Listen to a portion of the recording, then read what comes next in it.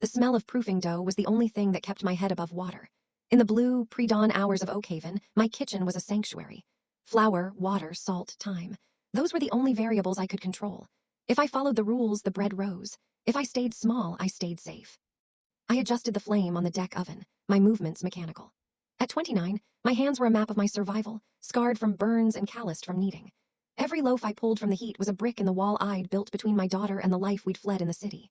A life of silk sheets that felt like spiderwebs and a husband who treated love like a hostile takeover. "Mommy, is the bear bread ready?" I forced the tension out of my shoulders and turned. Junie stood in the doorway, her dark curls a messy nest, clutching a headless stuffed rabbit. At 6, she was the only person allowed to break the silence of the 4:00 a.m. shift. "5 more minutes, Junebug," I said, wiping flour from her cheek. "Go sit at the counter. I've got some warm milk for you." Junie scrambled onto a stool. This was our peace. It was modest and flour-dusted, and I knew exactly how fragile it was. I lived in a bubble of sourdough and secrecy. I didn't look at the news. I didn't check the mail. I just baked. The bubble burst at 8:00 a.m. It started as a low, rhythmic thrumming that rattled the cooling racks. It wasn't the mail truck or a neighbor's tractor. This was the heavy, predatory growl of industrial engines. I wiped my hands on my apron and walked to the front window. My stomach dropped into my shoes. 3 black SUVs, polished to a mirror finish, sat at the curb. Behind them, a flatbed truck carried a massive yellow excavator, its steel claw glinting in the morning sun. My street, the historic, quiet heart of Oakhaven, was being invaded. "Stay behind the counter, Junie," I said, my voice dropping into that flat, hard register I used when I was ready to fight. The lead SUV door opened, and the air seemed to crystallize. A man stepped out. He was a jagged silhouette against the quaint, painted storefronts. He wore a charcoal overcoat that cost more than my entire building, and he moved with the effortless arrogance of someone who had never heard the word no. He didn't look at the architecture. He didn't look at the flower boxes. He looked at the street like a math problem he was about to solve with a wrecking ball. This was Gideon Voss. I'd seen his type before. He was a shark that had found a tide pool. The bell above the door chimed, a cheerful sound that felt like a threat. He stepped inside, and the bakery suddenly felt like a cage. He was too large for the room. His presence sucked the oxygen out of the air. His eyes were the color of the Atlantic in midwinter, cold, deep, and utterly devoid of empathy. "You're the owner," he said. It wasn't a question. "I'm Sloan Miller, and you're trespassing," I replied, my hands gripping the edge of the counter until my knuckles went white. He didn't offer a hand. He just looked at me, then at the display case. "I bought the debt on this entire block yesterday morning, Ms. Miller. Technically, you're the one trespassing." He pulled a leather-bound folder from his coat and slid it across the glass. "The Oakhaven Historic District is being decommissioned. By the end of the month, this street will be the entrance to my private compound. I'm offering you 3 times the market value of this building. Sign, and the money is in your account by noon." I didn't touch the folder. I knew what was inside, a legal way to erase me. "I'm not selling." Gideon's brow flickered. "I don't think you understand. The hardware store is gone. The pharmacy is gone. You're standing in the way of a $200 million project." "Then you've wasted your money," I said, stepping closer until only the glass case separated us. "Because this isn't an investment to me. It's my daughter's home. It's the only place she isn't afraid to sleep. You can't put a price on that." He leaned in. His scent hit me, expensive sandalwood and the cold smell of rain. "Everyone has a price, Sloan. Usually it's just a matter of adding enough zeros until the sentimentality disappears." "You think money is a shield," I whispered, the old rage bubbling up. "You think because you can buy a street, you can buy the people on it. But I've lived in your world. I've seen what happens to assets when you're done with them. You don't want a house. You want a fortress for your ego. I won't let you build it on top of us." For the first time, he actually looked at me. He didn't see a stubborn baker. He saw the fire in my eyes. He saw the flour on my cheek and the way I didn't flinch. The air between us changed. It became heavy, charged with a sudden, sharp tension that made the hair on my arms stand up. He looked at me with an intensity that felt like a brand. "Mommy, is the man going to take the bare bread?" Junie peered over the counter, her eyes wide with a fear I'd spent 3 years trying to bury. Gideon's gaze shifted to her. He froze. He looked at her as if she were a puzzle piece he hadn't accounted for. "No one is taking anything, Junie," I said, my voice softening for her but staying iron for him. I reached into the display case, grabbed a dark chocolate sea salt cookie, the ones I made when I needed to remember my own strength, and shoved it toward him. "Eat it," I commanded. He stared at the cookie as if it were a hand grenade. "I don't eat sugar." "Eat it and leave," I snapped. "Or I call the sheriff and report a harassment case that will stay in the papers until your private estate becomes a public joke." He took it. I watched his fingers, long, clean, powerful, touch the edges of the chocolate. He took a bite. The silence in the shop was absolute. I watched his throat move as he swallowed. He looked at me, and for a split second, the Ice King mask cracked. Something dark and predatory flickered in his eyes. 10 million, he said, his voice dropping into a low, dangerous rumble. It's not for sale, I said, turning away to pick up Junie. I'm not talking about the building, Gideon said. I stopped, my heart stopping with me. $10 million, he repeated, stepping closer until he was standing directly behind me. I'll stop the demolition. I'll rebuild the block. I'll make this town a paradise. Name your price for the street. And for you, I'm not leaving Oakhaven until I have both. I turned, clutching Junie to my chest. I looked at the man who thought the world was a vending machine and felt a cold, familiar dread. He hadn't heard me. He had just raised the stakes. To him, this was a game. To me, it was a death sentence. You're a monster, I whispered. He didn't flinch.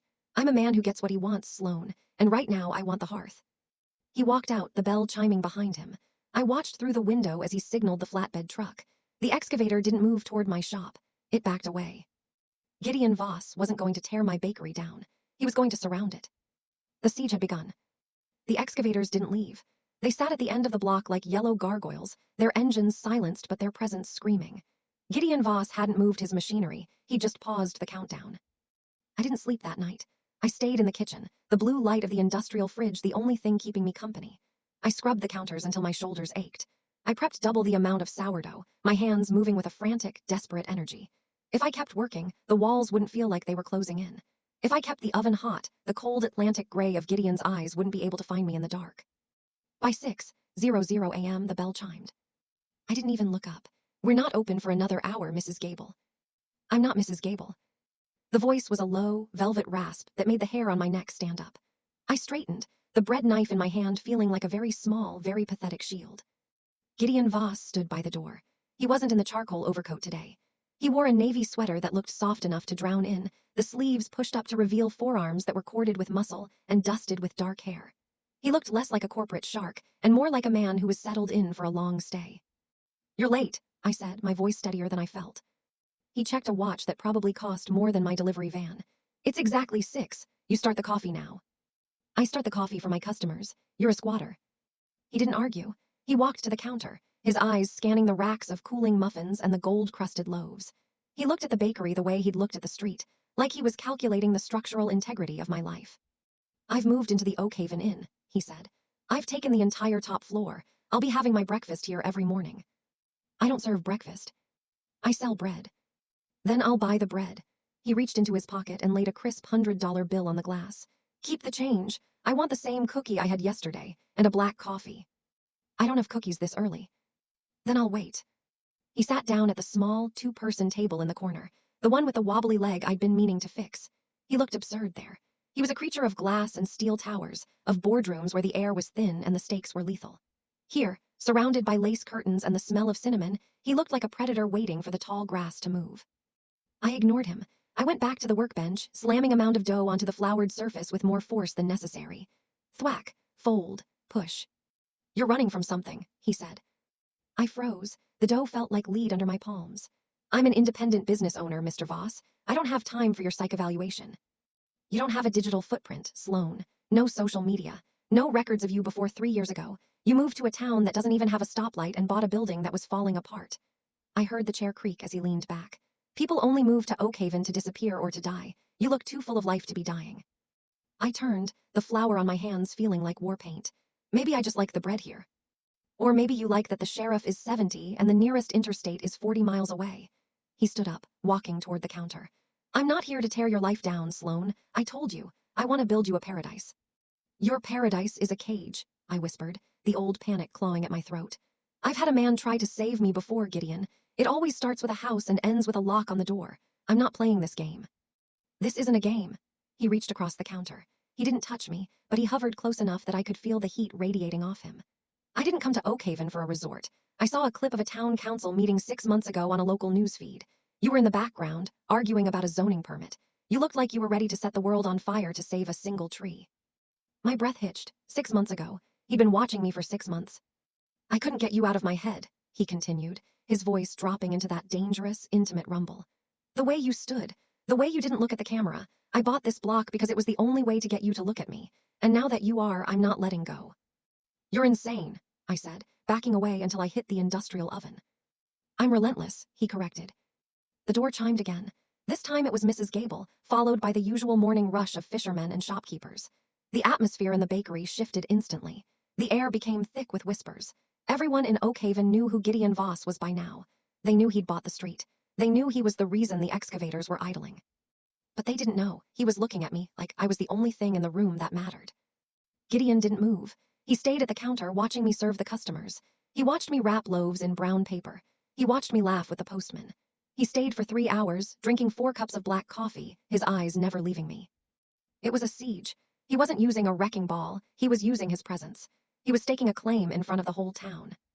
By 10:00 a.m., the shop cleared out. I was shaking, my apron damp with sweat. I walked to the door and flipped the sign to closed. Get out, I said, leaning against the door. Gideon stood up. He walked toward me, his movements slow and deliberate. He stopped 6 inches away. He was so tall I had to crane my neck to see his face. Up close, I could see the faint silver flecks in his gray eyes. I've arranged for a delivery, he said. I don't want anything from you. Too late, it's already at the back dock. I pushed past him and ran to the kitchen. Sitting on my loading dock were 4 massive crates. I pried the top off one with a crowbar. It was a state-of-the-art Italian deck oven, the kind I'd dreamt of for years, the kind that cost more than my daughter's future college tuition. Take it back, I screamed, turning to find him standing in the kitchen doorway. The old one is a fire hazard, he said calmly. I checked the building inspector's report last night. If you keep using it, the city will shut you down anyway. I'm just bringing you up to code. You're trying to make me debt-ridden to you. You're trying to make it so I can't say no. I'm trying to make it so you can sleep at night without worrying about the roof collapsing, he snapped, his composure finally breaking. He stepped into the kitchen, his boots loud on the tile. Why is it so hard for you to accept that someone might actually want to help you? Because men like you don't help, I shouted, the tears finally stinging my eyes. They invest, they buy, they own. You didn't buy this oven for me, Gideon. You bought it so you could feel like you own the bread I make in it. Well, you don't. You can buy the street and you can buy the building, but you will never, ever own me. I grabbed a bag of flour from the prep table. In a moment of pure, unadulterated rage, I didn't think. I just acted. I swung the bag with everything I had. It hit his chest and burst. A cloud of white exploded between us. Gideon stood there, his expensive navy sweater and his perfectly styled hair now coated in a thick layer of fine flour. He looked like a ghost. I held my breath, waiting for the explosion. I'd seen men with a fraction of his power turn violent for less. My ex-husband would have backhanded me into the next week for ruining his clothes. Gideon didn't move. He looked down at his chest, then back at me. And then, he did something that terrified me more than his rage ever could. He reached out, wiped a smudge of flour from his thumb and licked it. Needs more salt, he said quietly. He stepped through the white cloud, moving until he was so close I could hear the rhythmic thrum of his heart. He reached out and cupped my jaw. His hand was large, warm, and coated in the same white dust that covered everything else. You're a fighter, Sloane, he whispered. I've spent my life fighting people who wanted my money. I've never fought someone who wanted my soul. It's an intoxicating change of pace. He leaned down, his lips brushing my ear. Keep the oven, or throw it in the river, I don't care. I'll just send another one tomorrow. I have more money than Oakhaven has oxygen, and I am going to spend every cent of it making sure you have nowhere left to run but to me.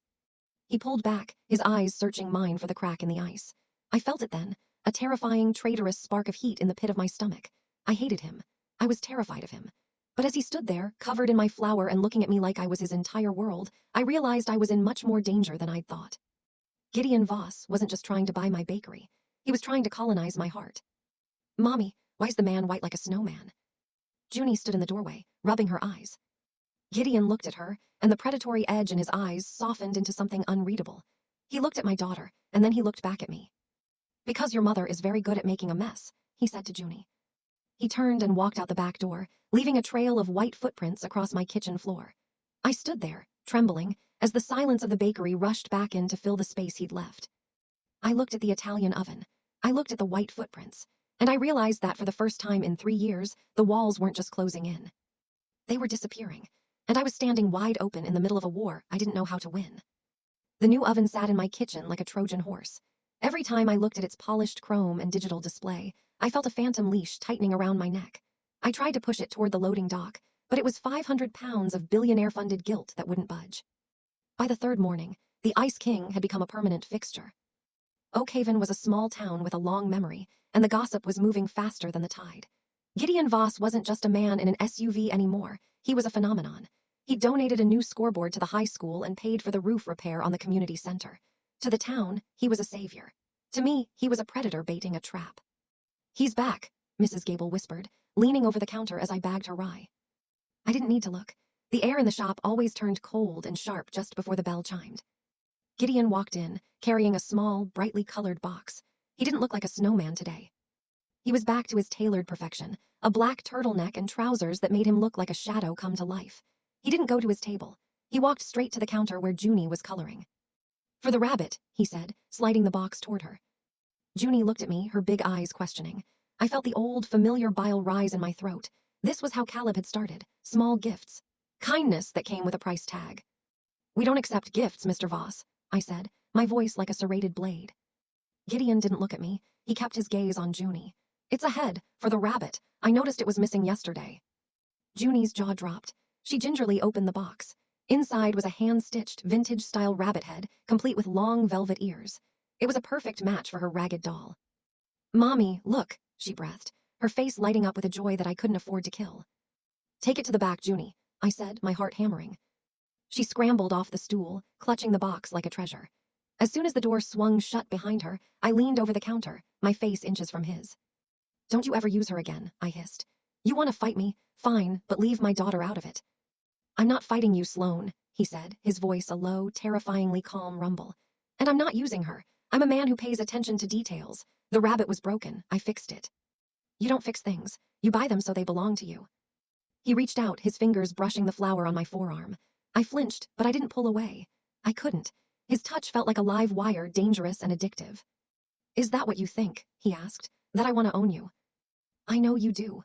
Men with your kind of money don't have friends, Gideon. They have assets. I've lived that life. I'm not going back into a cage, no matter how much gold you plate the bars with." He stepped closer, his scent, that cold rain and expensive wood, overwhelming the smell of my yeast. "Then you had the wrong man. I don't want a cage. I want a partner who isn't afraid to throw flour at me when I'm being an asshole." "I'm not your partner. I'm the woman holding up your $200 million project." "The project is dead," he said casually. I froze. "What?" "I canceled the demolition permits this morning.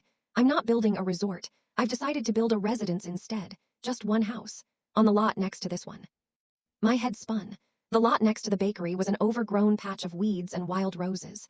If he built there, he wouldn't just be my neighbor. He'd be a permanent shadow over my life. "You're staying," I rasped. "I'm staying. I've already hired a crew to start the foundation. I'll be watching you bake every morning from my balcony, Sloane. I'll be the first person you see when you open, and the last person you see when you close." It was a siege, a relentless psychological war. He was stripping away every excuse I had to be rid of him. "Why?" I whispered, the fear finally breaking through my anger. "Out of all the women in the world who would kill to be in your bed, why me? Why Oakhaven?" Gideon reached across the counter and cupped my face. This time I didn't flinch. I was too exhausted to fight the gravity of him. His thumb traced my lower lip, and for a second the Ice King looked human. He looked hungry. "Because you're the first thing I've ever wanted that I couldn't buy," he murmured. "And I've realized I'd rather spend my life trying to win you than a minute enjoying something that came easy." He leaned in, his forehead resting against mine. The silence in the shop was thick, the only sound the rhythmic throb of my own pulse. "I'm going to make you love me, Sloane Miller," he whispered against my skin. "Not for the money, not for the safety, but because you can't imagine a world without me in it." The door chimed. I jerked back, my face flushed, my heart racing like a trapped bird. It was Mayor Higgins. He looked at us, at my red face and Gideon's possessive stance, and his eyes widened. "Sloane," the mayor said, clearing his throat. "Mr. Voss, I just came to say that the town council is thrilled about the new park Mr. Voss is funding behind the square. He's nomming it after, well, after the bakery. Hearth Park. He was branding the town with my life. He was making me the reason Oakhaven was thriving, ensuring that if I ever left, I'd be the one who broke the town's heart." "Get out," I said to the mayor, then I turned to Gideon. "And you, stay away from me." I ran into the kitchen, slamming the door. I leaned against the cool metal of the Italian oven, the gift I couldn't return, and let out a shaky breath. I looked at the loading dock, I looked at the door, and then I saw it. Sitting on the prep table was a single, dark red rose. There was no note. There didn't need to be. Gideon Voss wasn't just a shadow anymore. He was the air I was breathing, and the more I tried to fight him, the more I realized I was already drowning. The storm didn't just break over Oakhaven, it tried to erase it. By 5, 00 p.m., the sky was the color of a fresh bruise, and the wind was screaming through the cracks in the bakery's century-old siding. I was in the kitchen, frantically shoving towels under the back door when the first crack happened. It wasn't loud. It was a sickening, wet groan of timber. Then, the ceiling in the storage room simply gave up. Rain, cold and smelling of salt, poured onto my bags of organic flour. $5,000 of inventory turned into useless paste in seconds. "Mommy, the water is coming in." Junie's voice was high, thin with a panic that mirrored the storm. "I've got it, baby. Stay in the front." I wasn't just losing my flour, I was losing my foundation. I grabbed a bucket, my hands shaking so hard I almost dropped it. The bakery was my skin. If it tore, I was exposed. Then the lights died. The hum of the Italian oven, Gideon's gift, was replaced by the terrifying roar of the wind. In the sudden pitch black, I wasn't in Oakhaven anymore. I was back in the city, in the closet where I used to hide when Caleb's temper turned into a hurricane. "Mommy." I scrambled toward the front, my feet splashing in an inch of rising water. I found Junie huddled under the counter, her small hands over her ears. I pulled her into my lap, the scent of her strawberry shampoo the only thing keeping me grounded. "We're okay," I whispered into her hair, though I could hear the roof groaning above us. "We're okay." A sudden, rhythmic thudding hit the front door. It wasn't the wind, it was a fist. The door flew open, the bell let out one final, frantic chime, and the storm rushed in. A silhouette stood in the doorway, wreathed in the gray light of the street lamps. Gideon. He didn't look like a billionaire now. He was drenched, his black sweater clinging to the broad lines of his shoulders, his hair plastered to his forehead. He didn't say a word. He walked behind the counter, reached down and scooped Junie up in one arm. "No," I rasped, standing up and reaching for her. "We're fine, we can go to the inn." "The inn is flooded," he said, his voice cutting through the wind like a blade. "The lower road is washed out. This building is a death trap, Sloan. The roof is going to go in 10 minutes. I'm not leaving my shop." "The shop is wood and stone. Your daughter is breathing." He grabbed my arm, his grip like iron. "Move now." He didn't wait for me to agree. He hauled us out into the chaos. The rain hit me like a physical blow, stinging my skin. He threw open the door of a massive, armored SUV I hadn't seen before and shoved us into the back. The door slammed, and the silence of the interior was deafening. It was warm. It smelled of leather and Gideon. I watched through the glass as we pulled away. I saw the silhouette of the hearth, my life's work shaking under the force of the gale. A piece of the sign tore off and vanished into the dark. I felt a sob rip through my chest, but I choked it back. I couldn't let Junie see me break. We drove for 20 minutes, climbing higher into the cliffs. When the gates opened, the headlights illuminated a fortress of glass and dark stone. It was a masterpiece of cold, modern architecture, perched on the edge of the world. "Welcome home," Gideon said. The words felt like a threat. He carried Junie inside. I followed him, my wet boots squeaking on the polished marble floors. The house was a temple of minimalism. No photos, no clutter, just vast spaces and the sound of the ocean crashing against the rocks below. It was exactly the kind of trap I'd spent my life fearing. "Mrs. Halloway will get you dry clothes," Gideon said, setting Junie down in a kitchen that looked like it belonged in a laboratory. "There's soup on the stove. Eat, then sleep." "I'm not staying here," I said, my voice trembling. Gideon turned. He was dripping water onto the pristine floor, but he didn't seem to care. He walked over until he was inches from me, his presence more overwhelming than the storm outside. "Look at the window, Sloan." I looked. Beyond the glass, the world was a black void of lashing rain. "The roads are gone. You're staying because you have no choice. For once in your life, stop fighting the person trying to keep you from drowning." "Why do you care?" I shouted, the adrenaline finally snapping. "You wanted this block. You wanted me gone. Now my roof is falling in and you have exactly what you wanted. Why am I in your house?"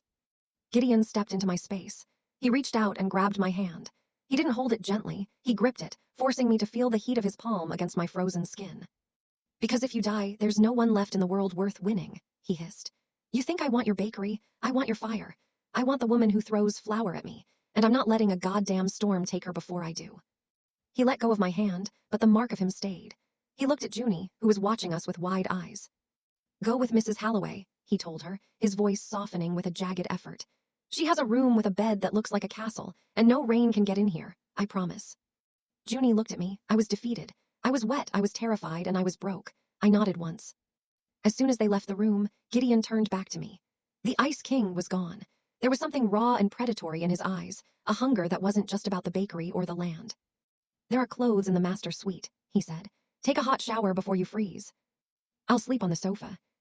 "You'll sleep in a bed, Sloan. I'm a lot of things, but I'm not a man who lets his guests sleep on the floor." He took a step closer, his scent filling my head. "And don't worry. I've been told I'm a monster, but I've never had to force a woman to do anything. I prefer to wait until they beg.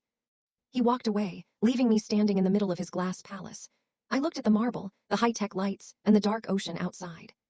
I was in the lion's den. And as I felt the warmth of the floor heating beneath my feet, I realized the most terrifying part wasn't the storm outside.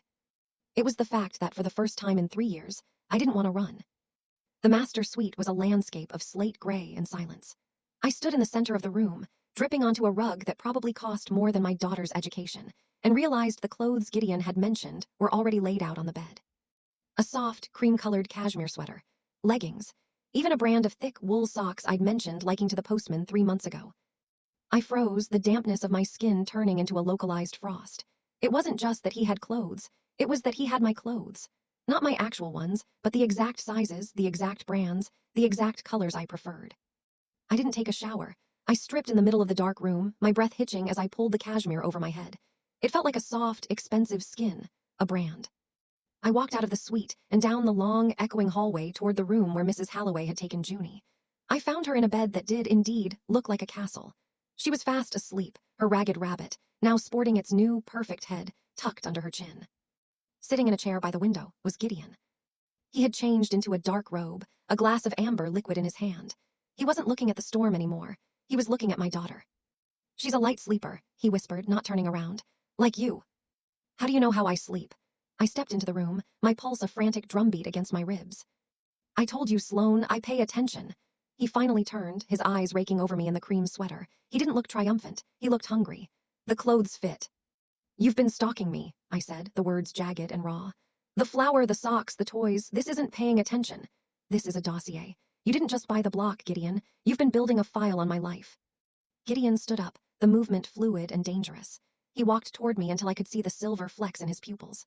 "I don't do anything halfway. When I realized I wanted you, I made it my business to know what you needed. I knew your roof was a week away from collapsing. I knew your bank account was a month away from empty. I just didn't expect the storm to move my timeline up." "You wanted this," I whispered, gesturing to the house, the sleeping child, the luxury. "You wanted us trapped here." "I wanted you safe. There's a difference." "Not to me." I backed away, my heel catching on the thick carpet. "To me, this is just a different version of the cage I ran from. Caleb gave me everything, too. He gave me a driver so I couldn't go anywhere alone. He gave me a jewelry box so I'd look like a trophy. He gave me a secure home so he could lock the doors from the outside." Gideon's jaw tightened. "I am not Caleb." "You're a man who thinks his will is law because he has 10 digits in his bank account. That's close enough." I turned to leave, but he grabbed my arm. His grip wasn't painful, but it was absolute. He pulled me into the hallway, away from Junie, and pinned me against the cold glass of the window. Outside, lightning illuminated the churning Atlantic, but all I could see was the storm in his eyes. "I didn't buy those clothes to mark you," he hissed, his face inches from mine. "I bought them because I spent 3 nights imagining what you'd look like in them. I bought that oven because I wanted to see you smile, not because I wanted to own the bread. You think you're a variable I'm trying to solve? You're the only thing in my life I can't calculate. Then let us go." "No," he leaned in, his forehead dropping against mine. The scent of sandalwood and expensive scotch was a drug I didn't want to inhale. "I've spent 34 years taking what I wanted. I've never had to earn anything. But for you, I'll wait. I'll stay in this town, I'll build this house, and I'll watch you every single day until you realize that I'm the only thing standing between you and the dark." "You are the dark," I breathed. "Maybe." His hand moved from my arm to my waist, pulling me flush against him. The heat was a physical blow. "But at least I'm the dark you can trust." He kissed me. It wasn't the slow, experimental kiss of a first date. It was a claim. It was raw, desperate, and filled with a possessive heat that made my knees buckle. He tasted of rain and salt, and a hunger so deep it terrified me. I should have fought him. I should have bitten his lip and run back to the room. But my body betrayed me. I found myself clutching the front of his robe, my fingers tangling in the silk, pulling him closer as a sob broke in my throat. I hated him. I was terrified of him. But in the middle of the storm, in the center of his glass fortress, he was the only thing that felt solid. He broke the kiss, his breathing as ragged as mine. He didn't pull away. He stayed there, his nose brushing mine, his hand trembling slightly where it rested on my hip. "I fell first, Sloane," he whispered against my lips. "I saw you in that news clip and I was done. I've been yours for 6 months. It's time you caught up." He let me go and walked down the hall without looking back. I stood against the glass, my heart racing, my lips bruised. I looked at the dark ocean and realized the truth. The bakery was gone. My safety was a memory. And Gideon Voss hadn't just moved me into his house. He'd moved into my head. I walked into the kitchen, my legs feeling like lead. I needed water. I needed to think, but when I opened the pantry, I froze. Inside, on the third shelf, were 6 bags of the exact, artisanal, organic flour I used at the bakery. Beside them was a jar of the specific sea salt I liked. And on the bottom shelf, a box of Junie's favorite, obscure cereal that was only sold at a co-op 3 towns over. He hadn't just prepared for a guest. He had built a life for me, before I even knew I was staying. I slumped against the pantry door, the cold marble floor leaching the heat from my body. Gideon Voss was a man who got what he wanted, and right now, I was the only thing on his list. The siege wasn't over. It had just moved inside. The morning sun hit the glass walls of the estate like a searchlight. I woke up on the edge of the master bed, still in the cream cashmere that felt like a bribe against my skin. The silence of the house was more aggressive than the storm had been. It was the silence of a man who had already won. I walked to the kitchen, my bare feet silent on the heated stone. Junie was already there, sitting at the massive marble island, a bowl of her favorite cereal in front of her. The exact cereal I had to drive 40 miles to find. Gideon was standing by the espresso machine, his back to me. He'd traded the robe for a crisp white shirt. The sleeves rolled up to reveal the same powerful forearms that had carried my daughter through a hurricane. He looked like the lord of the manor, perfectly at home, while I felt like a stray cat brought in from the rain. "Eat, Mommy," Junie said, her mouth full of rainbow-colored flakes. "Gideon said he has the bare bread, too." I looked at the counter. A fresh loaf of my own honey wheat bread sat on a wooden board. I hadn't baked it. I recognized the crust. It was from the batch I'd pulled out just before the roof groaned. "You went back," I said, my voice raspy. Gideon turned, a cup of black coffee in his hand. His eyes were unreadable, but the way they tracked the movement of my throat when I swallowed was pure predator. "I sent a team at first light. The bakery is being stabilized. Most of your equipment is salvageable. I had them bring the fresh stock here." "I didn't ask you to do that." "I don't wait for permission to protect what's mine, Sloane." "I'm not yours." He set the coffee down and walked toward me. He didn't stop until the heat from his body was a physical weight against mine. "The deed to that block says otherwise, but we both know this isn't about property anymore." He reached out, his thumb catching a stray curl at my temple. His touch was a brand. "I've already contacted the best contractors in the state. They'll be on site by noon. The bakery will be better than it was. New roof, updated wiring, a commercial kitchen that actually matches the oven I bought you." "You're erasing me," I whispered, the fear clawing at my chest. "You're taking the one thing I built and making it yours. Every time I walk through that door, I'll see your money. Every time I bake a loaf, I'll be using your electricity. You're turning my life into a branch of Voss Industries. I'm giving you a foundation that won't crumble in a stiff breeze." I liked my foundation. It was mine. It was small and it was broken, but I knew every crack. I shoved his hand away, my breath coming in jagged hitches. "You think you're being a hero, but you're just a different kind of storm. You're the kind that doesn't leave until everything looks exactly the way you want it." Gideon's jaw tightened. "Your ex-husband really did a number on you, didn't he? He taught you that a hand reaching out is always a hand reaching to choke." "Isn't it?" I countered.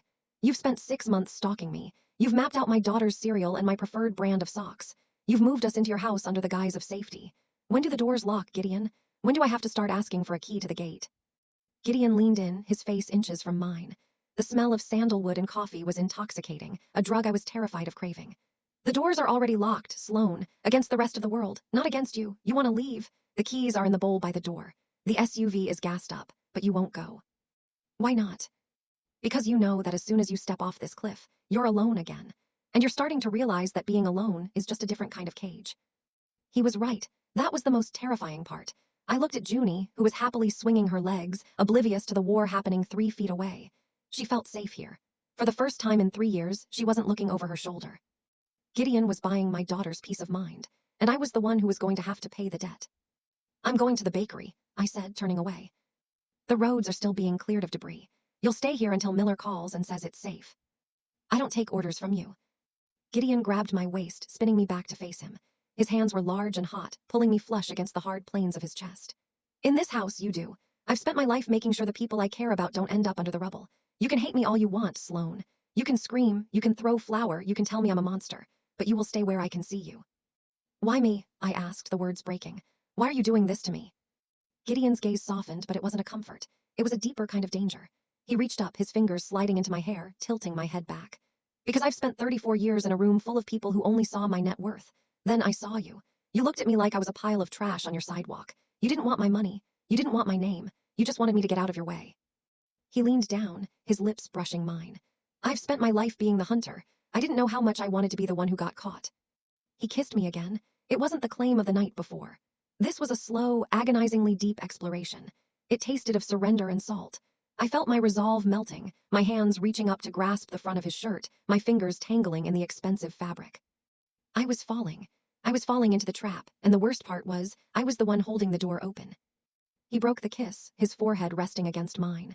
Stay today, bake in my kitchen. Let Junie play in the garden. Just one day of peace, Sloane. That's all I'm asking for. Nothing you ask for is all, I whispered. No, he agreed, his eyes dark with a promise that made my blood sing. But it's a start. He let me go and walked toward his office, leaving me standing in the sun-drenched kitchen. I looked at the flour on the counter. I looked at the cereal box. I was in a glass fortress, surrounded by a man who had been planning my surrender for half a year. I should have been looking for the exit. Instead, I reached for the flour. I was going to bake, because if I didn't keep my hands busy, I was going to realize that the Ice King wasn't just a storm. He was the only thing keeping me from falling apart. The dough felt different in a kitchen that didn't belong to me. Gideon's industrial ovens were silent, efficient, and cold. Back at the hearth, the air was always thick with the history of 1,000 bakes, the walls seasoned with yeast and sweat. Here, it was all stainless steel and sterile perfection. It felt like baking in an operating room. I punched the dough, the impact echoing off the marble. I needed the resistance. I needed the physical ache in my shoulders to drown out the memory of Gideon's lips against mine. You're overworking it. I didn't turn around. I didn't have to. I could feel the change in the room's pressure the second he entered. Gideon was a vacuum. He took up all the space, leaving me gasping for air. I know what I'm doing, I snapped, my hands white with flour. He walked up behind me. He didn't touch me, but he leaned over, his chest inches from my back, his eyes on the wooden bowl. It's too tight. You're angry. The bread will be tough. Maybe I want it tough. Maybe I'm tired of everything being soft and easy and bought. Gideon reached around me. His arms acted like a cage, his hands resting on the edge of the counter, trapping me against the marble. I could feel the heat of him, the scent of sandalwood and something sharper, the smell of a man who was ready for a fight. You're still looking for the lock on the door, Sloane, he murmured, his breath hot against the back of my neck. You're so busy waiting for the blow that you can't even taste the peace. Peace isn't something you hand out like a paycheck, Gideon. It's something you earn, and I haven't earned this. I have, he shifted, his chest brushing my shoulder. I've earned the right to keep you safe. I've earned the right to watch you wake up without fear. If that makes me a monster in your eyes, then I'll be the monster, as long as you're the one I'm protecting. I spun around in the circle of his arms, the flour on my hands staining his white shirt. I didn't care. I wanted to see the crack in his armor. You don't protect people, Gideon. You hoard them. You saw me and decided I was a missing piece of your collection. Well, I'm not a statue. I'm a woman with a past that is currently underwater because of you. Gideon's eyes darkened, the silver flecks turning to flint. He gripped the counter harder. Your past isn't underwater, Sloane. It's in a black sedan parked at the edge of the woods. My heart stopped. The blood drained from my face so fast the room tilted. What? I saw it on the perimeter cameras 10 minutes ago, Gideon said, his voice dropping into a low, terrifyingly calm register. A black Mercedes, city plates. It's been sitting there since sunrise. The air left my lungs in a silent scream. Caleb. It was a black Mercedes. He'd had 5 of them. He liked the way the tinted glass made him look like a ghost. He liked the way the heavy doors sounded when they locked you in. He found me, I whispered, my legs giving way. Gideon caught me before I hit the floor. He lifted me as if I weighed nothing, his arms like iron bands around my waist. He didn't take me to the sofa. He sat me on the counter, his hands on my knees, forcing me to look at him. No one found you, he hissed. I found you, and I don't lose what I've found. You don't understand, I rasped, the panic clawing at my throat. He's not a businessman, he's a politician. He has friends in places you can't buy. He'll take Junie. He'll tell them I'm crazy, that I kidnapped her. Let him try. Gideon stepped between my legs, his presence a wall of solid, unyielding heat. I don't care who his friends are, I don't care what title he carries. In Oakhaven, I am the only law that matters. This house is a fortress, Sloane. The glass is ballistic. The security team is elite. He can sit in the woods until he rots, but he will never touch you. Why are you doing this? I sobbed, the first tear tracking through the flour on my cheek. Why would you start a war for me? Gideon reached up, his thumb wiping away the tear. His expression was raw, his eyes filled with a terrifying, territorial hunger. Because I realized something when I saw that car, he whispered. I realized that if he takes one step onto this property, I won't just call the police. I will end him. Not for the land, not for the money, but because the thought of him touching you makes me want to burn the world down. He leaned in, his forehead resting against mine.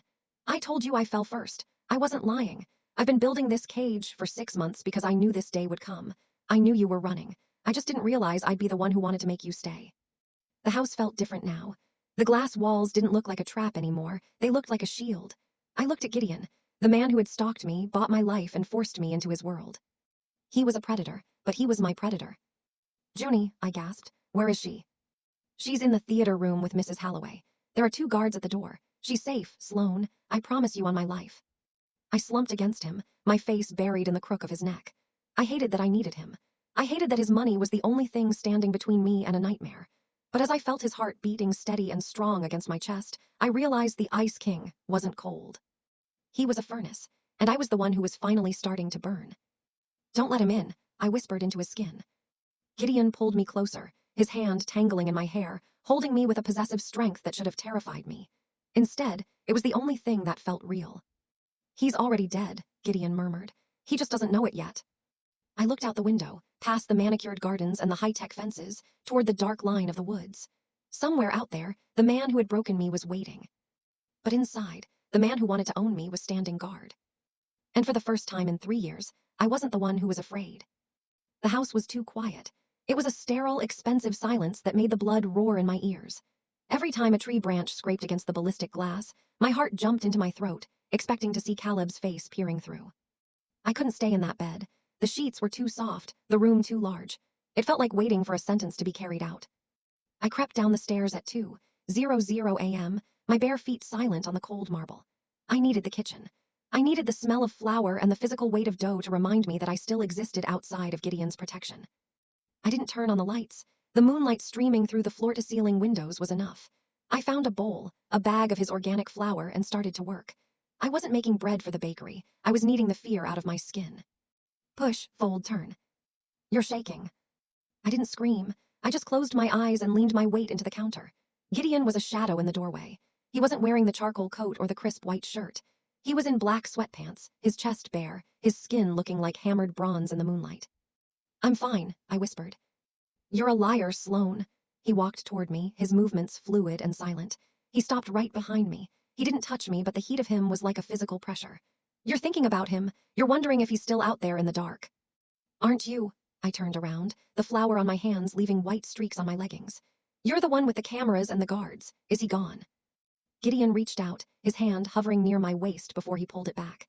"He's still there. He's parked 2 miles down the coast road. He's waiting for the sun to come up so he can play the part of the grieving, concerned father." A sob broke in my throat, jagged and sharp.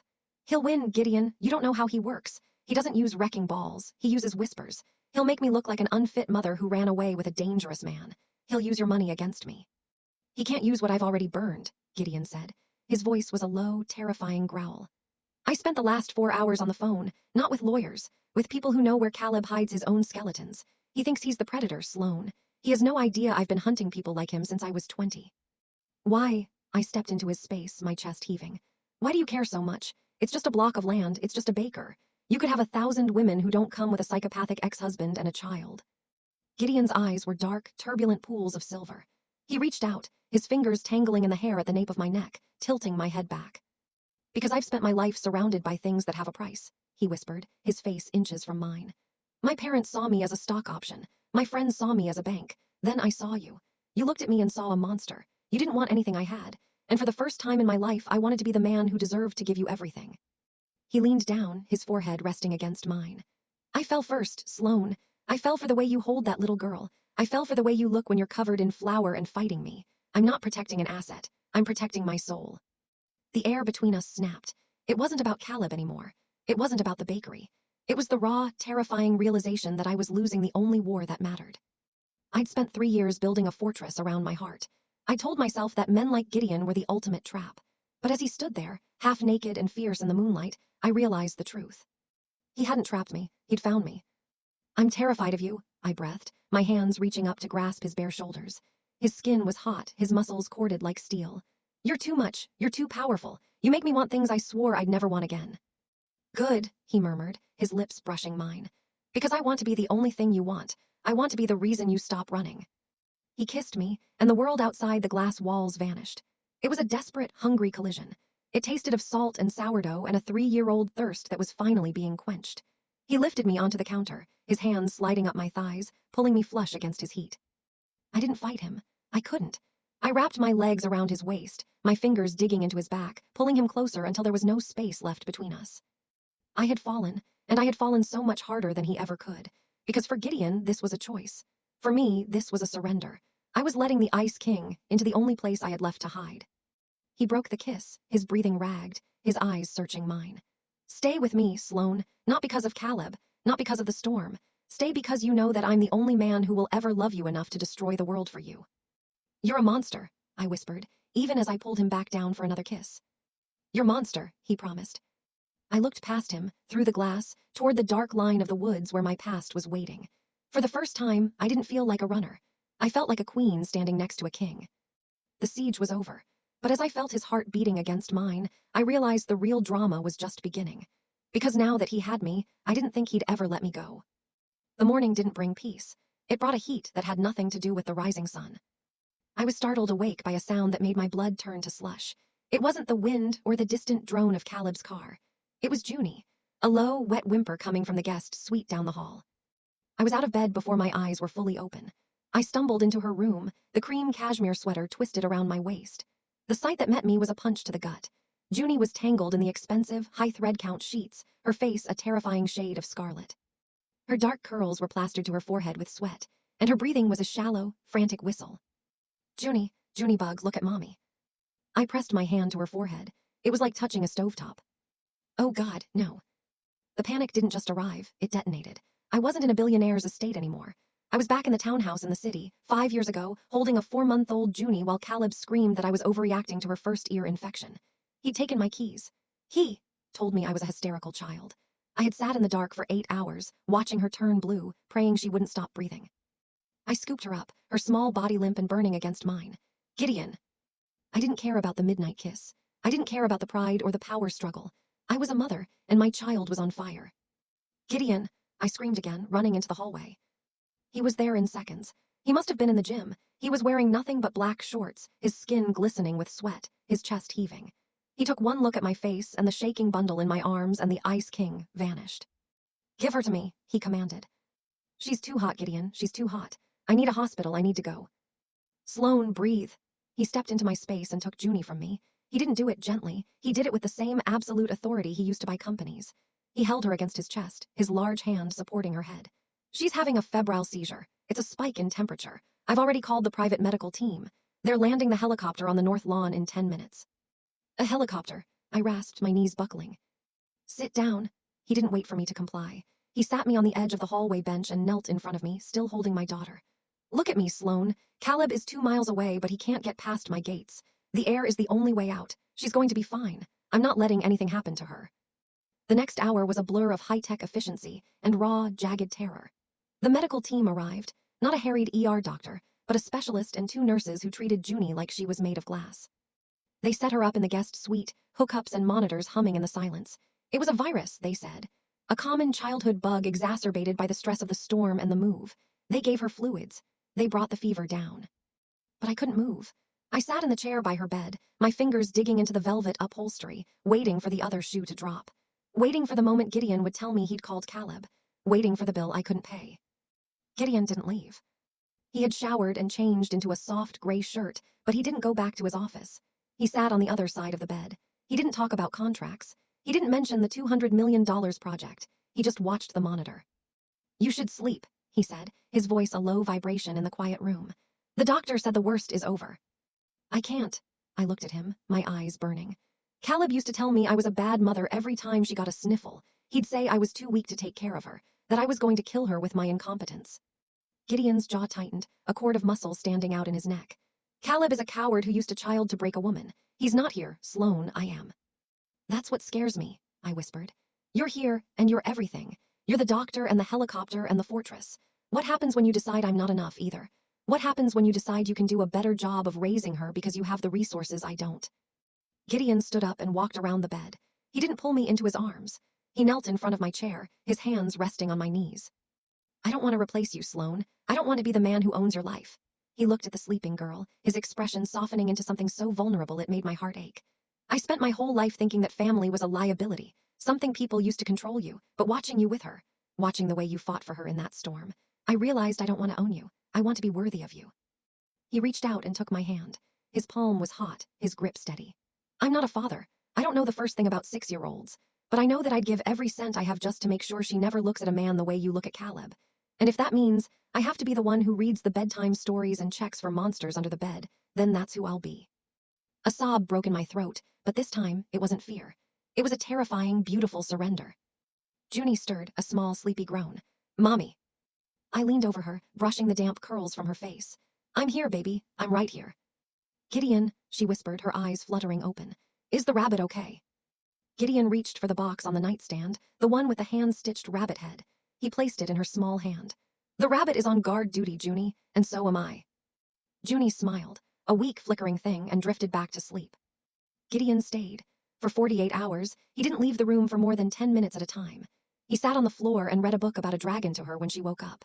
He helped me cool her down with damp cloths. He even learned how to make the specific burnt toast snack she requested when her appetite finally returned. I watched him. I watched the billionaire who bought streets and crushed rivals sit on a plush rug and try to pronounce the names of mythical creatures. I watched him handle her with a gentleness that was at odds with everything I knew about him. And that's when I realized the danger had changed. I wasn't afraid of Gideon Voss, the monster, anymore. I was terrified of Gideon Voss, the man. Because the monster I could fight, the monster I could run from. But the man was filling the holes in my life I didn't even know I had. He was becoming the safety I'd never known.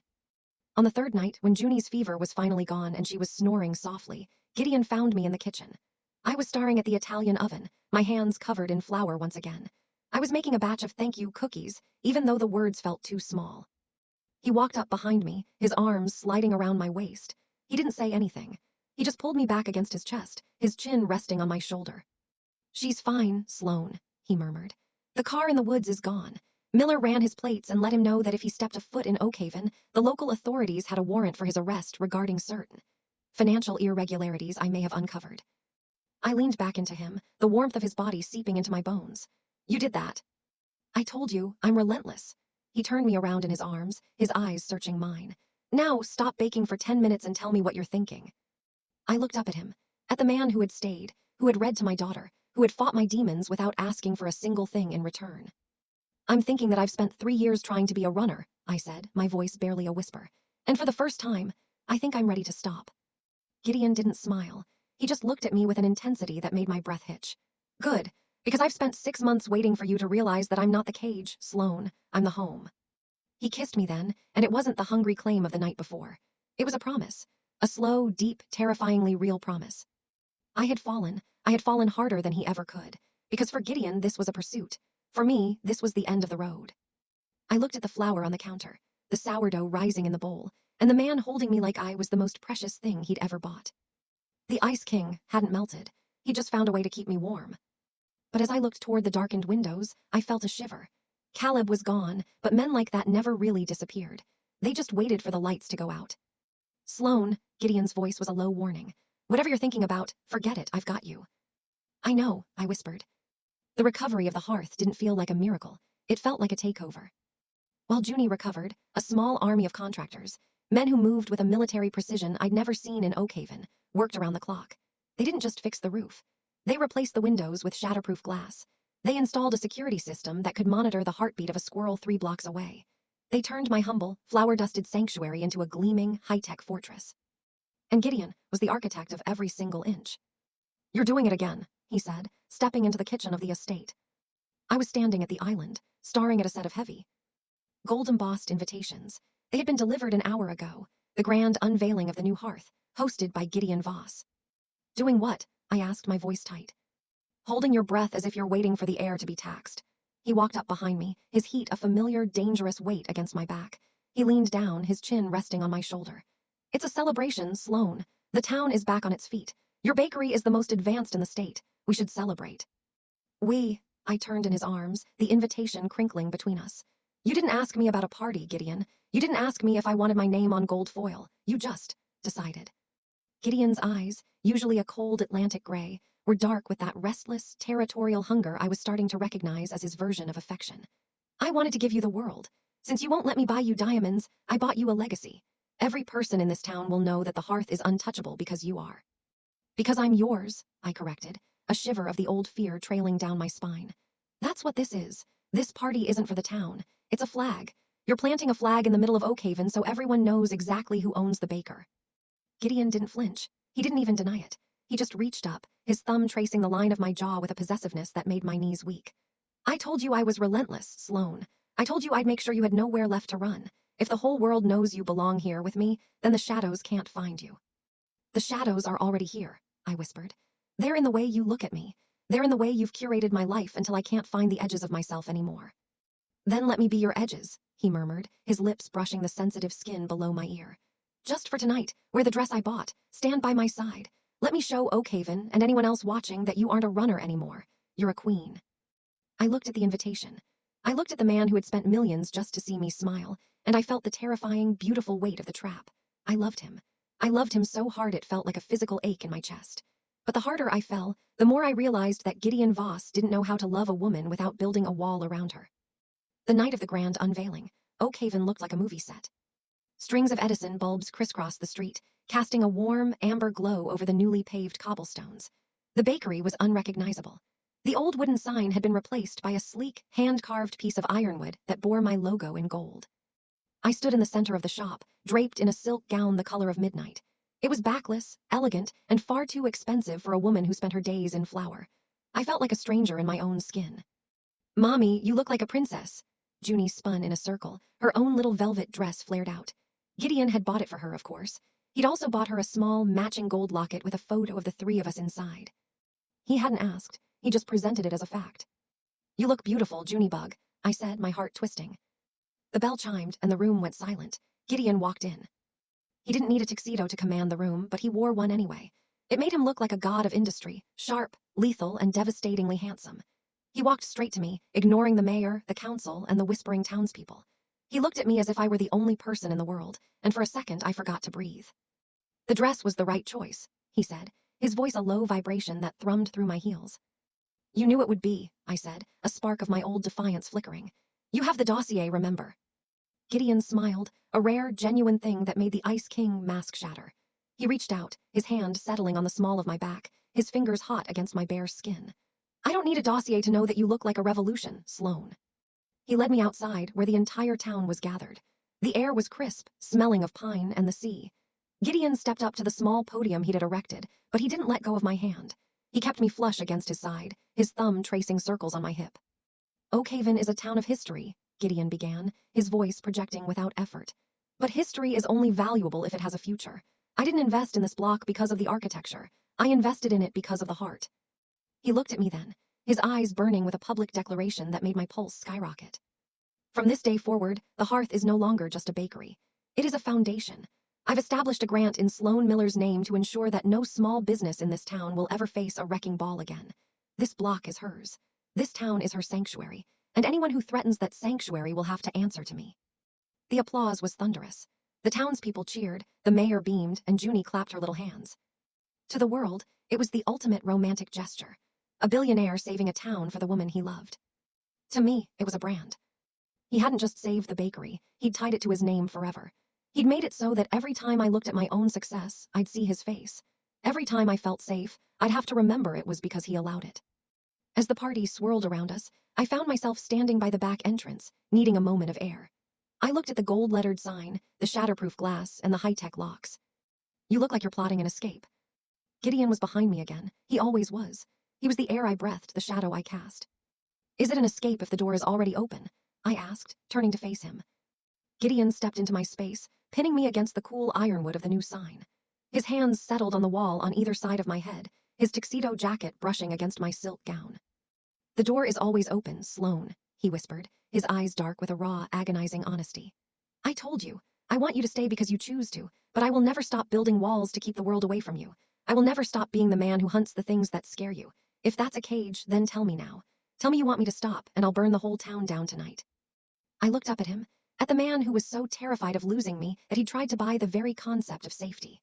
I saw the vulnerability beneath the power, the boy who had never been loved enough trying to become a fortress for the woman who had been loved too much by the wrong people. I reached up, my fingers tangling in the hair at the nape of his neck. I didn't want the gold. I didn't want the grant. I just wanted him. "I don't want you to stop," I breathed, pulling him down toward me. "I just want you to know that you don't have to buy my loyalty, Gideon. You had it the second you read to my daughter. He kissed me then, right there in the shadow of the bakery that was mine and his and ours. It was a kiss of absolute surrender. I was falling harder, deeper, into a life that was gilded and terrifying and beautiful. But as we pulled apart, I saw a movement at the edge of the Edison bulb's light. A flash of a camera.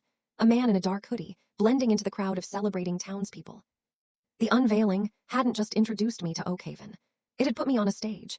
And as Gideon pulled me back into the light of the party, I realized that the price he had paid to keep me safe might have just been the beacon my past needed to find me once and for all. "Sloane, you're cold," Gideon said, his grip tightening protectively. "I'm fine," I lied, looking into the eyes of the man who thought he could buy the world. "I'm exactly where I belong." But for the first time, I didn't know if the walls he'd built were to keep the world out or to keep me in. The hangover from the gala wasn't caused by champagne. It was the sheer, crushing weight of being seen. By noon the next day, the photos were everywhere. Gideon had tried to keep them local, but a billionaire spending $10 million on a small-town bakery was too human interest for the national feeds to ignore. There I was, draped in midnight silk, looking like a trophy while the man who owned the world held me like a prize. I was back at the hearth, wearing my flour-stained apron and trying to pretend the world hadn't tilted. I was kneading a batch of sourdough, the rhythmic thump-stretch fold the only thing keeping my hands from shaking. "Mommy, why are those men standing at the door?" Junie asked, pointing a floury finger toward the street. I looked up. 2 men in dark suits, wearing earpieces, were stationed on either side of my entrance. Gideon's men. They weren't there to open doors, they were there to guard the perimeter. "They're just making sure everything is safe, Junebug," I lied. The words tasted like ash. The bell chimed. The guards didn't move, but the air in the room died. It didn't turn cold and sharp like when Gideon arrived. It turned stagnant, rotten. I didn't need to look up to know who it was. I knew the cadence of those footsteps, expensive leather loafers, light and arrogant.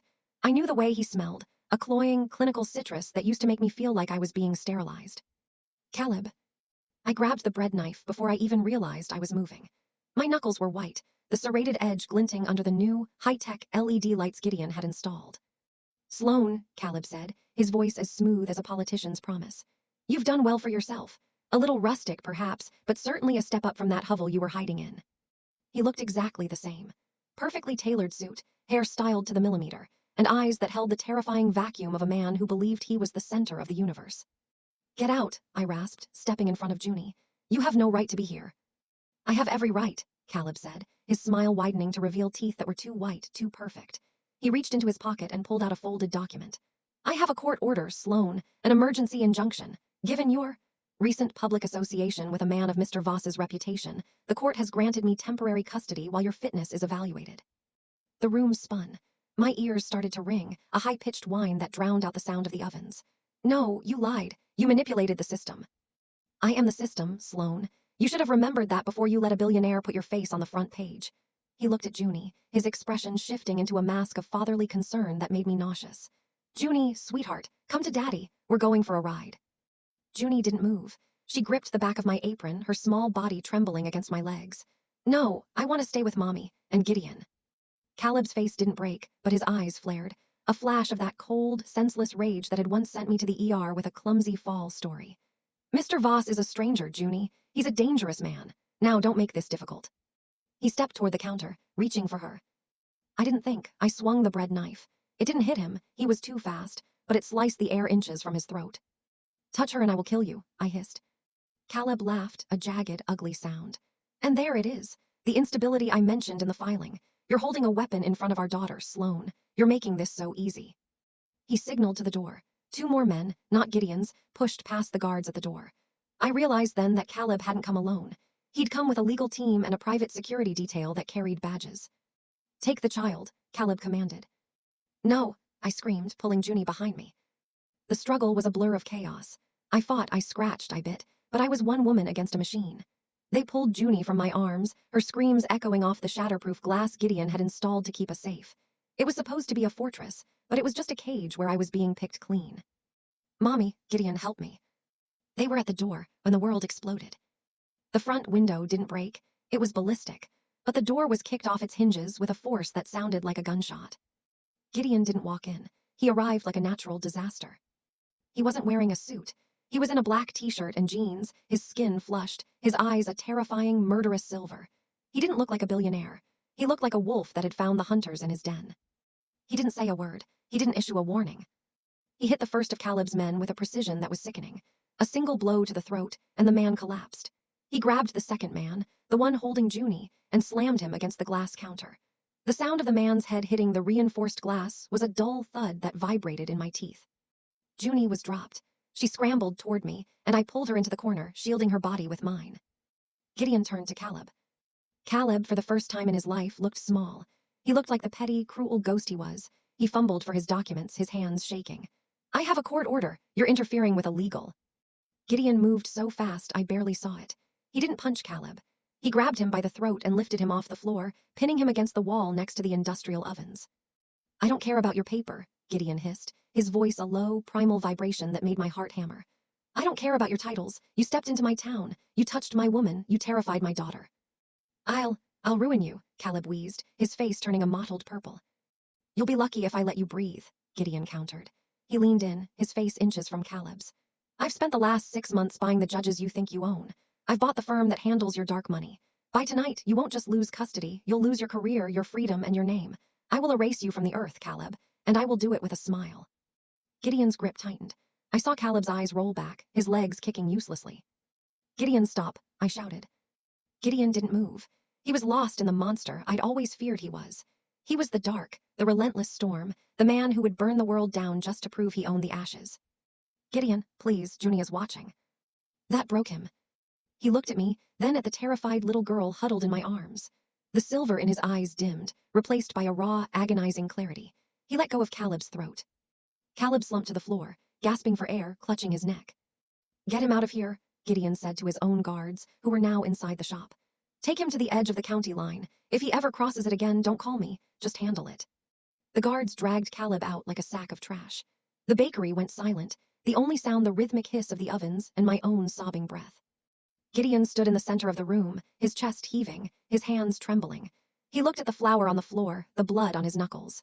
He looked at me, and for the first time he didn't move toward me. He looked like he was afraid of himself. "Sloan," he whispered, his voice broken. I didn't run to him. I couldn't. I sat on the floor, holding Junie, looking at the man who had just saved my life by becoming the very thing I'd been running from. He was powerful. He was violent. He was a man who believed his will was the only law. "You almost killed him," I said, my voice a hollow echo. "He tried to take her," Gideon said, stepping toward me, his hand reaching out. I couldn't let him." "I know." I looked at his hand, the hand that had read bedtime stories, the hand that had held me in the storm, and the hand that had almost taken a life. "I know you did it for us, but Gideon, look at this." I gestured to the ruin of my shop, the door on the floor, the blood on the glass, the terror in my daughter's eyes. "This is the price of your protection," I said, a tear tracking through the flour on my cheek. "You didn't just save us, Gideon, you branded us. Now there's no going back. We're yours now, aren't we? Because no one else can keep us safe from the monsters you create." Gideon didn't deny it. He knelt on the floor, his head dropping as he rested his forehead against my knee. He looked like a king who had won the war but lost his soul. "I fell first, Sloan," he whispered into the fabric of my apron. "But I never wanted to be the monster in your story. I just didn't know how to be anything else." I reached out, my fingers trembling as I touched his hair. I loved him. I loved him with a desperation that terrified me. But as I held my daughter and the man who had destroyed my past to build my future, I realized the truth. The price was paid. The hearth was secure. But the woman I used to be, the one who thought she could be free, was gone. I was Gideon Voss's queen. And as I looked at the dark silhouette of the SUVs waiting outside, I realized that the cage didn't have bars anymore. It had a heartbeat. The silence of the estate the next morning was deafening. It wasn't the peaceful quiet of Oakhaven. It was the heavy, pressurized hush of a tomb. I sat at the marble island, a cup of coffee cooling in front of me. I hadn't changed out of my clothes from the day before. I still smelled like the flour that had been kicked into the air during the struggle, and the metallic tang of the blood Gideon had left on my counter. Junie was upstairs with Mrs. Halloway. She slept through the night, exhausted by the terror, but I'd stayed awake, listening to the house breathe. Every creak of the glass, every whir of the security system felt like a reminder. You are here because he allows it. You are safe because he is dangerous. Footsteps echoed on the stone. I didn't turn. I knew the weight of his stride. Gideon stopped a few feet away. He looked exhausted. His eyes were bloodshot, and the shadows beneath them were deep, bruising his pale skin. He looked like a man who had been at war with himself and lost. "The bakery is being repaired," he said, his voice a low, gravelly rasp. "The door is replaced. The glass is being polished. You can go back this afternoon." "I don't want to go back," I whispered. Gideon flinched. It was a small movement, but it felt like a tectonic shift. Sloane. I looked at you yesterday, Gideon. I looked at you while you were holding Caleb's life in your hands, and I didn't see the man who reads bedtime stories. I saw a man who thinks he's God. I saw a man who thinks his rage is a justification for anything. I was protecting you, he hissed, stepping closer. The heat of him started to push against my back, but I stood up and moved away, putting the island between us. That's what Caleb said, I shouted, the words tearing out of my throat. Every time he isolated me, every time he checked my phone, every time he made me feel like I couldn't breathe without his permission, he said he was protecting me. He said the world was too dangerous for a woman like me. And yesterday, you proved him right. You showed me that the only way to be safe from one monster is to be owned by a bigger one. Gideon's jaw tightened until I thought his teeth might crack. He slammed his hands onto the marble. I am not him. I have never touched you in anger. I have never lied to you. I have given you every resource I have to make sure you never have to be afraid again. But I am afraid, Gideon. I'm afraid of you. The room went dead silent. The silver flecks in his eyes seemed to freeze. He looked at me as if I'd reached into his chest and pulled out his heart. You're afraid of me, he repeated, the words hollow. I'm afraid of the way I feel when you hold me, I confessed, my voice breaking. I'm afraid that I'm falling for a man who doesn't know how to love without a contract or a wall. I'm afraid that if I stay, in 5 years, I won't remember the girl who ran away with nothing. I'll just be another one of your assets, polished and kept in a glass box. I walked past him, my heart hammering against my ribs. I went upstairs to the room where I'd hidden my old suitcase, the battered tan one I'd brought from the city. I started throwing clothes into it, not the cashmere sweaters he'd bought, not the silk gowns. I grabbed my old jeans, my stained aprons, and Junie's favorite worn-out leggings. I was halfway through Junie's drawer when he appeared in the doorway. He didn't move to stop me. He just stood there, leaning against the frame, looking at the suitcase like it was a weapon. Where will you go? He asked quietly. I don't know. Away. Somewhere where I can be a baker again, not a foundation. He's still out there, Sloane. My lawyers are dismantling him, but it takes time. If you leave this house, I can't guarantee. I don't want to guarantee. I spun around, clutching a pair of Junie's socks. I want to be the one who decides where I go. I want to be the one who keeps my daughter safe. Even if I fail, Gideon. It has to be my failure, not your victory. I finished packing in a blur of tears. I woke Junie, telling her we were going on a little adventure. She looked confused, her eyes darting to the door, looking for the man who had become her hero. Is Gideon coming? She asked. No, baby, just us. We walked down the stairs. The house felt massive, cold, and indifferent. Gideon was waiting by the front door. He held a set of keys in his hand. The SUV is gassed up, he said. He didn't sound like the Ice King. He sounded like a man who was hollowed out. There's a bag in the backseat with cash. No credit cards, no way to track you. I stopped, the suitcase heavy in my hand. You're letting us go. You said you wanted to be the one who decides. He stepped toward me, his hand trembling slightly as he held out the keys. I've spent my life buying everything I wanted. I thought if I built the perfect cage, you'd eventually forget it was one. But I realized last night, the only thing I can't buy is your trust, and I won't be the man who forces you to stay. He pressed the keys into my palm. His skin was burning hot against mine. He leaned down, his forehead resting against my hair for a fleeting, agonizing second. If you go, he whispered, I will stay in this town. I will fix your bakery. I will wait for you. And if you never come back, I will spend the rest of my life making sure the world is safe enough for you to be wherever you are. He stepped back and opened the door. The morning air hit me, cold, salty, and real. I walked to the SUV, my legs feeling like lead. I buckled Junie in. I put the suitcase in the back. I sat in the driver's seat and looked at the dashboard of the car he'd provided. I looked at the gate, the massive high-tech gate that could keep out armies. Gideon stood on the porch. He didn't wave. He just stood there, a solitary figure in his glass fortress, watching the only thing he'd ever loved drive away. I drove. I made it to the edge of the estate. I made it to the town limits of Oakhaven. I passed the bakery. The door was indeed fixed, the KV logo glinting in the sun. I kept driving for 10 miles. My hands were shaking so hard, I could barely keep the car on the road. Mommy, Junie's voice was small from the backseat. Why are we leaving? Did Gideon do something bad? I looked at her in the rearview mirror. She looked sad. She didn't look relieved. She didn't look like a girl who had been saved from a monster. She looked like a girl who had lost her home. And I realized the truth. Caleb had made me a runner. He taught me that power was a threat and that safety was a lie. I'd been running for 3 years and I was still running. I was running from the fact that I was terrified of being happy. I was terrified of trusting a man who actually had the power to protect me. Gideon wasn't Caleb. Caleb had used my weakness to control me. Gideon was using his strength to give me a choice. And for the first time in my life, I chose. I pulled a U-turn in the middle of the coastal highway, the tires screaming against the asphalt. We're going back, Junie asked, her voice hopeful. We're going home, I said, a sob of relief breaking through the fear. I drove back through Oakhaven, faster than I should have. I tore through the gates of the estate, the gravel spraying as I slammed the brakes in front of the house. I didn't wait. I scrambled out of the car and ran toward the porch. Gideon was still there. He hadn't moved an inch. He looked at me as I ran toward him, his expression shifting from shock to a raw, devastating hope. I didn't say a word. I threw myself at him, my arms wrapping around his neck, my face buried in the crook of his shoulder. He caught me, his arms winding around me with a desperate, crushing strength, pulling me so close I could feel the frantic thrum of his heart against mine. You came back, he breathed, his voice breaking. I don't want to be a runner anymore, I sobbed into his skin. I don't want to be alone. I'm terrified of your world, Gideon. I'm terrified of what you can do, but I'm more terrified of a world where you aren't in it. He pulled back, his hands cupping my face, his eyes searching mine with an intensity that felt like a brand. I will spend every day earning this choice, Sloane. I will learn how to be the man you need, not the man I was built to be. I promise you. Don't promise me the world, I whispered, reaching up to wipe a stray tear from his cheek. Just promise me you'll let me help you build the bridge. He kissed me then, right there in the open air, with no walls and no cages between us. It was a kiss of absolute, terrifying freedom. I had fallen harder than I ever imagined. But as I felt his heart beating against mine, I realized that for the first time in my life, I wasn't falling into a trap. I was falling into a future. Behind us, Junie scrambled out of the car, her headless rabbit tucked under her arm. She ran to us, and Gideon reached down, pulling her into the circle of his arms.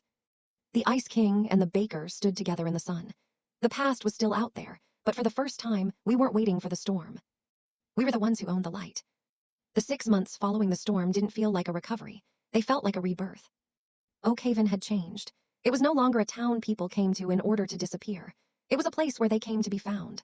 The hearth and haven was no longer just a bakery with shatterproof glass. It was a sanctuary. The second floor had been converted into a culinary school for women who, like me, had arrived at the edge of the world with nothing but a suitcase and a need to be safe. Gideon had funded it, but he hadn't branded it. There were no gold Voss logos on the walls, only the intertwined S and J for Sloane and Junie that I'd sketched on a napkin. I stood at the new industrial prep table, the morning sun streaming through the windows. The air smelled of rosemary and sea salt. The Lion silk order is late. A familiar, low voice rumbled from the doorway. I didn't turn around. I smiled, my hands deep in a batch of focaccia dough. I'm a baker, Gideon, not a textile manager. Why are you telling me about silk? Gideon walked into the kitchen. He traded the $5,000 suits for dark jeans and a black t-shirt that fit him like a second skin. He looked younger. The Ice King hadn't just melted. He'd been forged into something better. He walked up behind me, his arms sliding around my waist, his chest a solid, warm wall against my back. Because the uniforms for the new class are supposed to be perfect, he murmured, his lips brushing the nape of my neck. And because I like watching you pretend you aren't the one running this empire.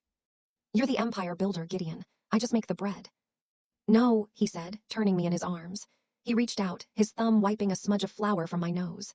I just provide the bricks. You're the one who makes them mean something. Caleb was a ghost now.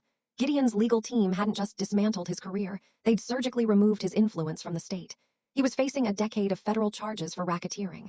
He couldn't touch us. He couldn't even say our names. The monster had been out-monstered by a man who used a checkbook like a scalpel. I found something last night, I said, my voice dropping. In your desk, in the drawer you thought I wouldn't check. Gideon's expression didn't change, but I felt the slight tightening of his grip on my waist. Sloane. It wasn't a dossier. It was a photograph. I pulled a small, worn Polaroid from my apron pocket. It wasn't from the news clip 6 months ago. It was from 4 years ago. It was a photo of me at a bus station in the city, clutching a 1-year-old Junie, looking terrified and broken. I was wearing a coat that was 2 sizes too small, waiting for the bus that would eventually take us to Oakhaven. You didn't see me on a news clip 6 months ago, I whispered. You saw me at the station, 4 years ago. Gideon looked at the photo, and for the first time, I saw a flicker of the man who had been obsessed with the details long before I even knew his name. I was in the back of my car, he said, his voice a low, raw vibration. I was on my way to a merger. I looked out the window and saw a woman who looked like she was carrying the weight of the entire world on her shoulders. You looked at the bus like it was a chariot to heaven. I watched you get on, and I realized I didn't care about the merger anymore. You followed me. I couldn't help it. I told Miller to find out where the bus went. I told him to track your name. I watched you buy this falling down bakery. I watched you raise that girl alone. He looked up from the photo, his eyes a turbulent, honest silver. I've been your silent partner for 3 years, Sloane. I bought the debt on the block so no one else could. I waited until you were strong enough to fight me back before I stepped out of the shadows. The breath left my lungs. He hadn't just fallen first. He had built a world for me while I was still learning how to breathe. He had been the invisible hand that had kept the wolves from my door long before Caleb even knew where I was. "You've been loving me for 4 years," I rasped. "I've been yours since the second that bus pulled away from the curb," he corrected. "I just had to wait for you to realize you didn't need to run anymore." I looked at the man who had stalked me, protected me, and eventually set me free. I'd spent so long fearing the price of his love, but as he stood there in my flour-dusted kitchen, I realized the truth. The price wasn't $10 million. It wasn't the bakery. It wasn't even my name. The price was his heart, and he'd paid it years ago. "I fell harder, Gideon," I said, reaching up to cup his face.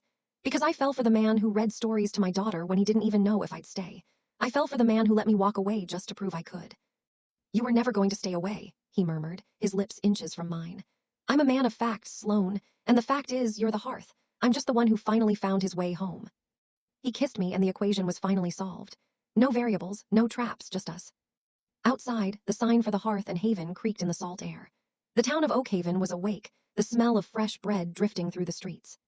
Junie ran into the kitchen, her rabbit tucked under her arm, and Gideon reached down without a thought, hoisting her onto his shoulder. She laughed, a sound that was pure and free of shadows. I leaned against the counter, my hands covered in flour, my heart full of a peace I'd never dared to dream of. The Ice King and the baker were no longer characters in a story about power. We were just two people who had found the one thing money couldn't buy. And as the sun rose higher over the Atlantic, I realized that the best part about being found isn't the safety of the fortress. It's realizing you finally have someone to help you hold the light.